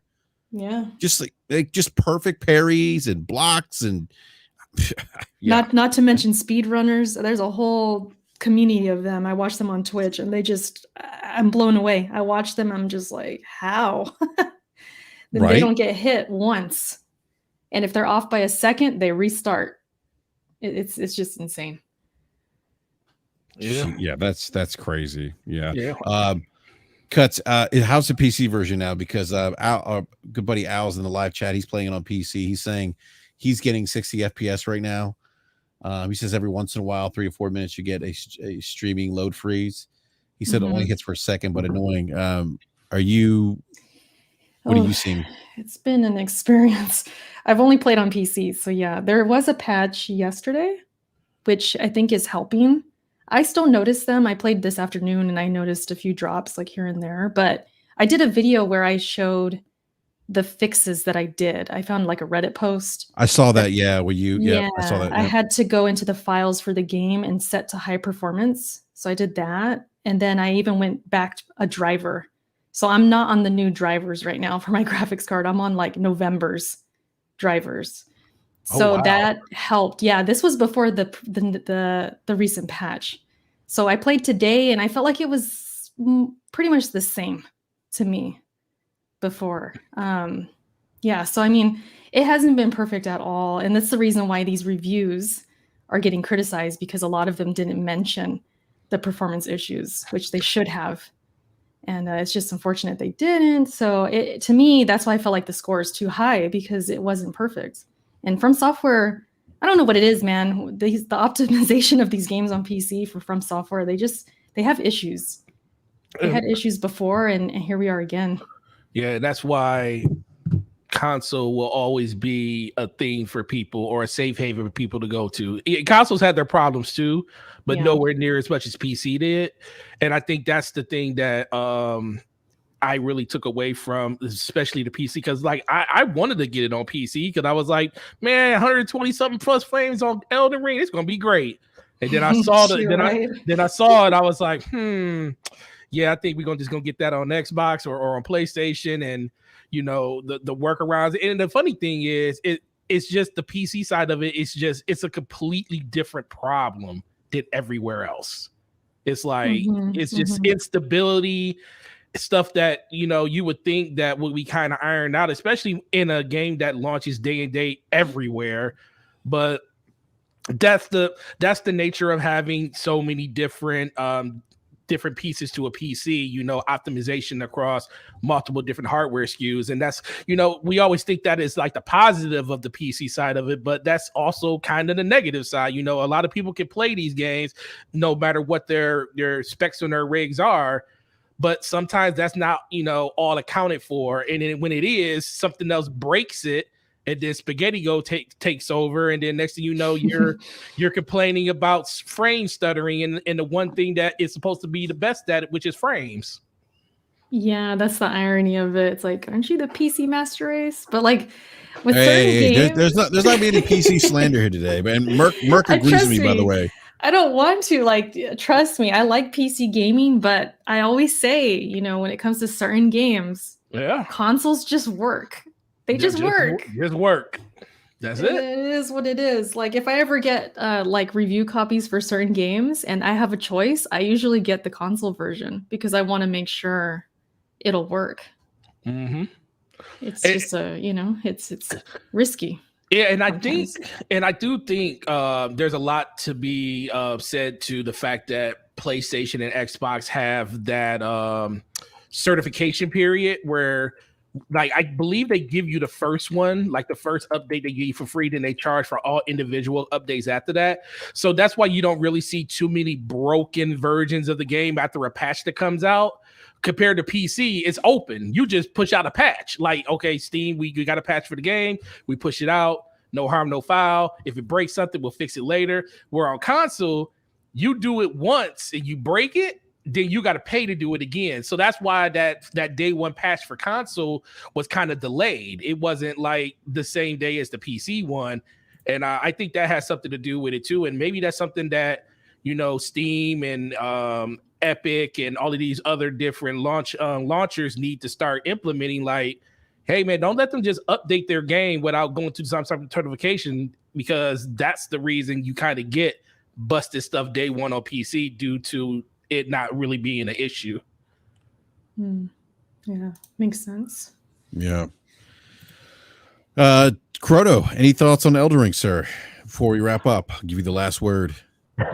I'm really curious to, is Elden Ring a good my first Soulsborne game? As someone that's never really played or touched any of these Soulsborne games, is this a good place to start, or would you guys recommend like another game like Dark Souls or Demon Souls or something else?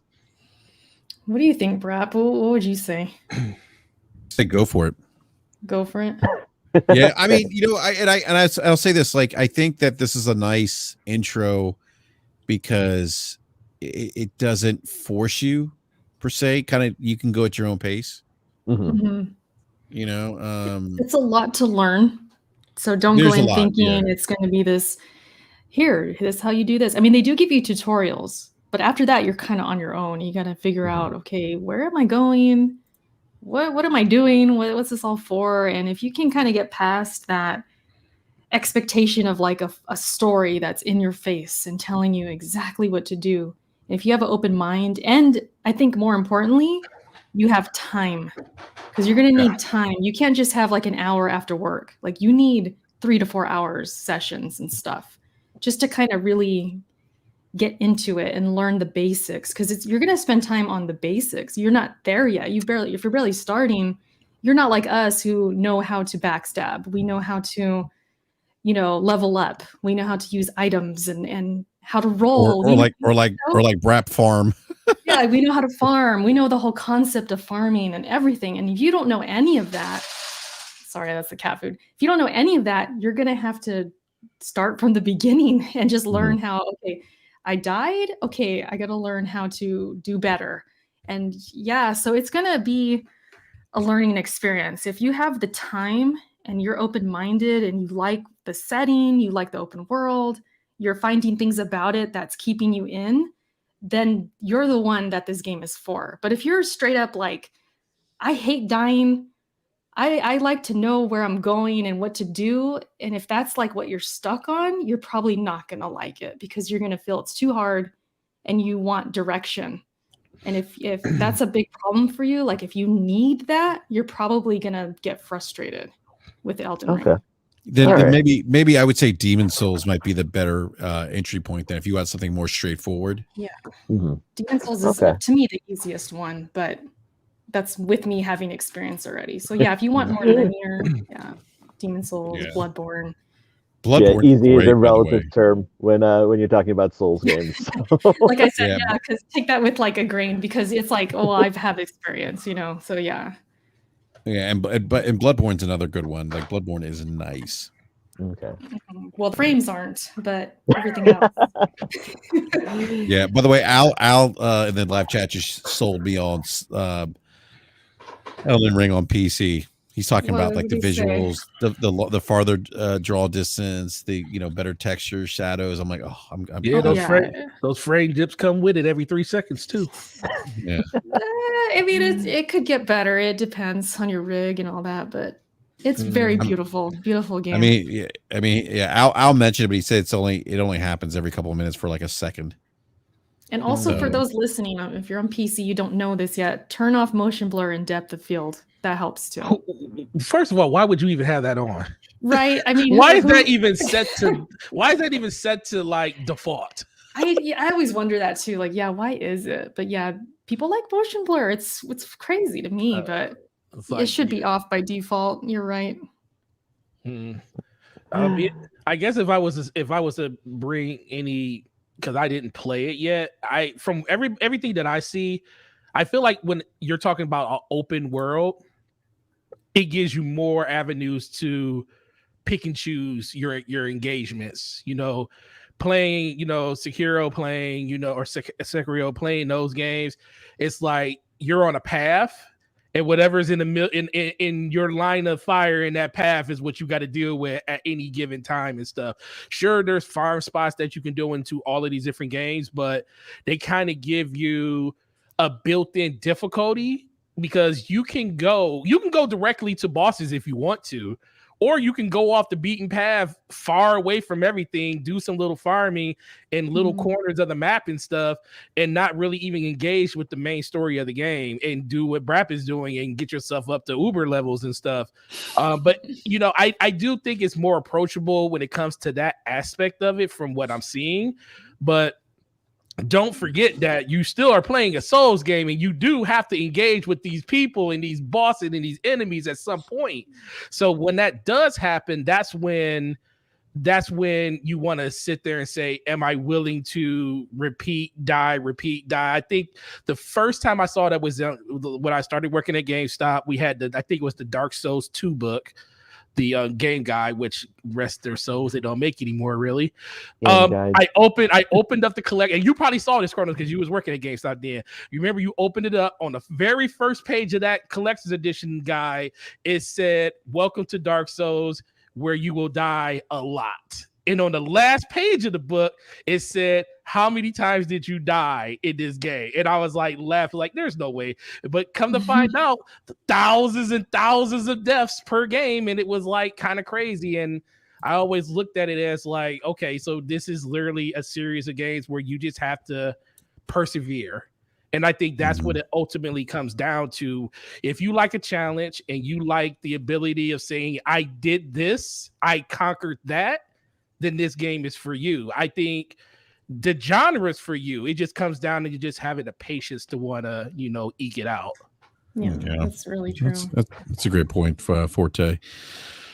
Well, look, I don't know about you all, but you want to go play. You need to go to sleep, Brett. Yeah, I was gonna say I want to go to bed. I'm tired. We'll take some NyQuil. He's over here sick. Yeah, get some NyQuil. Yeah, I'm telling you, I inhaled some Afrin and then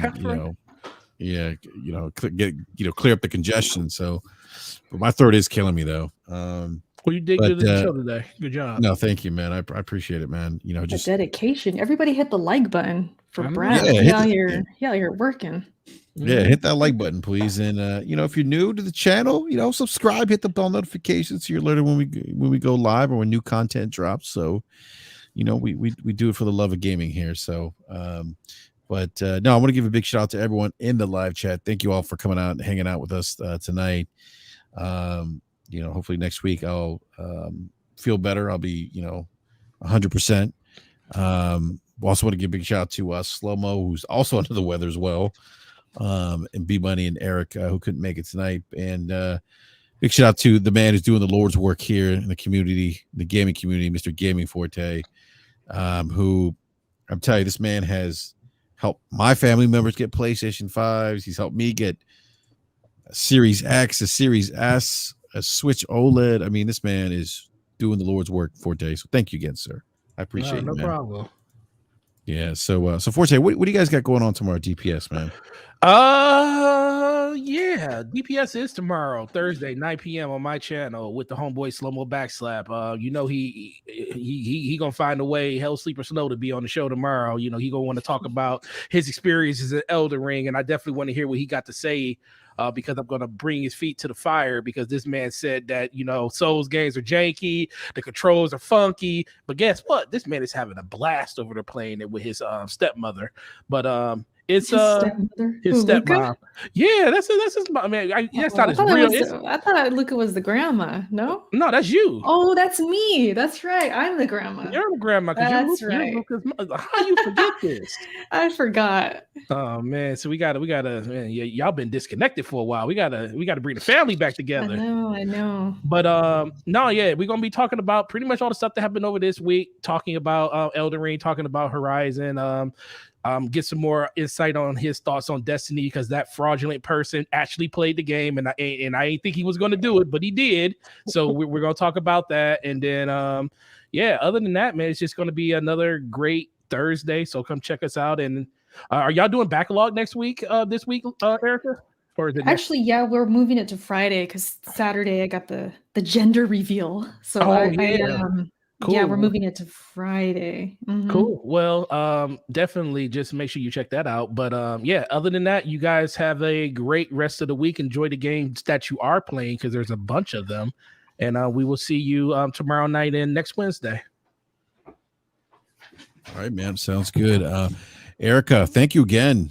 Always enjoy having you on Cuts. And congratulations again. And let everyone know where they can find you as well. Thank you. You could find me getting a big belly somewhere. Like I said, I have Backlog. That's my podcast, a 2-person podcast that we do every 2 weeks. It's usually every other Saturday, but this week we're moving it to Friday. So in a couple days, 5:30 Pacific, talking more Elden Ring. I'm sure I'll talk about me being pregnant. I'll talk more about that there if you're curious about what I've been experiencing. And of course, Eric Cuts for the Win is the name. You can find me anywhere. So Twitch, Twitter, all that good stuff. Thanks for having me, Brap. And it was nice catching up with Forte and then meeting Chrono. Had a good time. Thank you. Thank you for meeting. Yeah, it's good meeting you too. So I might have to follow you now. Oh, thanks. Yeah. I mean, hey, if you ever want any Elden Ring, what's the word I'm looking for? Reassurance? you need any help? I'm always there. I'm always around. All right. Well, thank you. Good to know. Yeah. And on that note, Chrono, thank you again, man. Always a pleasure having you on, man. Hey, thank you for having me. I always love hanging out with you guys. I always love talking stuff without, even though I do work for PlayStation, it's nice to be able to talk about other things outside of PlayStation land. So I always appreciate the opportunity. Absolutely, man. And if you want to be found, let everyone know they can find you, man. I am on Twitter, Chrono, KRONO 0666. Hit me up there. Love chatting with people. Love talking about movies, comic books, and video games. And also, hey, if you guys get a chance, we've got Ghostwire Tokyo coming out at the end of the month, and then MLB The Show coming out in early April. So do make sure you guys pick those up and check those out. No doubt, man. You guys got a lot of stuff going on, man. It's great. It's great. Is MLB actually going to come out? It's coming out. MLB The Show on the Switch. Can you believe that? That is the weirdest thing to say come out right out of my mouth. You know, weird enough that it's on Xbox, but now on the Switch too. So that's listen, man, weird. y'all just giving games away at this point now. What's up with this, man? Jim? Hey, man, I'm trying to tell you, man. Jim Ryan, the financial guru for PlayStation, has seen the light. I have a question for Chrono before we go. Oh, yeah. When's the PC day and date coming? Mm. When's that happening?